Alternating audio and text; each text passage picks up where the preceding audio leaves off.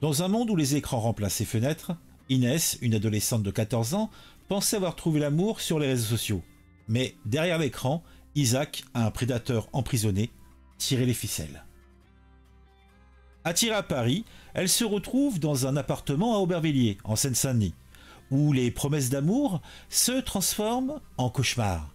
Forcée à se prostituer, battue, droguée, elle subit l'horreur pendant une longue semaine. Heureusement, grâce à une amie, la police intervient et arrête B, un complice. Mais Isaac reste introuvable, continuant de son côté à orchestrer son réseau depuis sa cellule. Morale de l'histoire, s'il y en a une, derrière chaque écran peut se cacher un piège. Et la vigilance est notre meilleure arme pour protéger nos enfants.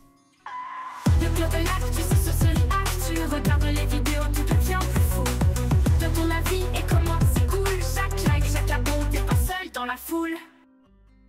Les réseaux sociaux, initialement conçus pour rapprocher les gens, sont devenus des terrains de chasse pour les prédateurs. Et oui, c'est un terrain de chasse pour ceux qui sont sans scrupules.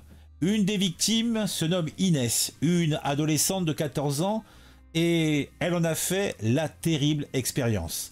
Elle est originaire de la banlieue lyonnaise. Elle a été attirée à Paris par un certain Isaac, rencontré en ligne. Ce dernier, bien que derrière les barreaux, orchestrait un réseau de prostitution via son téléphone. Les réseaux sociaux, censés être des espaces de divertissement, se transforment en pièges mortels pour des jeunes filles vulnérables.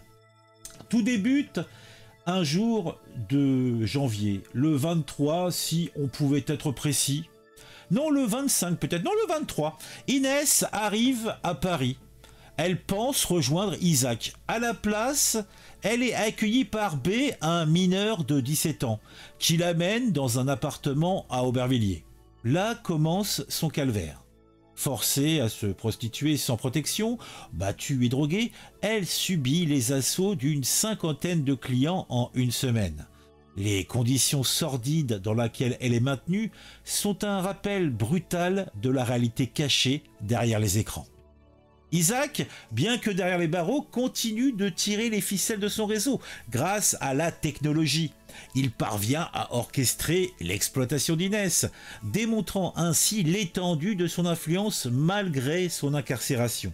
Ce cas n'est hélas pas isolé.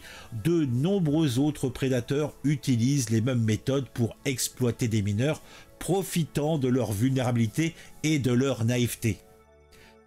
Le dénouement arrive le 31 janvier. Inès parvient à alerter une amie, déclenchant une intervention policière le 1er février. B, vous savez, le gamin de 17 ans, déjà connu pour de nombreux délits, est arrêté. Cependant, Isaac reste introuvable et l'enquête se poursuit pour démanteler ce réseau tentaculaire.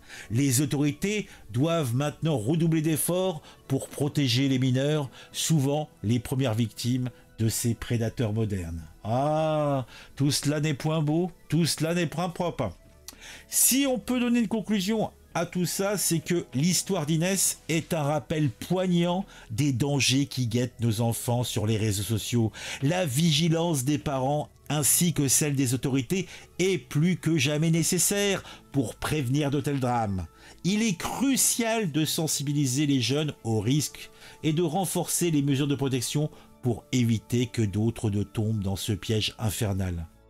Cependant, il me reste une réflexion pour conclure cette séquence. Comment cet Isaac a pu organiser tranquillement son réseau depuis sa prison, depuis sa cellule?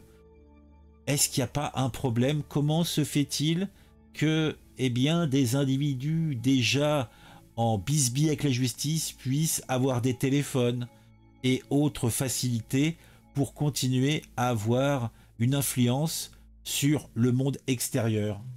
Je ne sais pas, mais tout ça m'inquiète.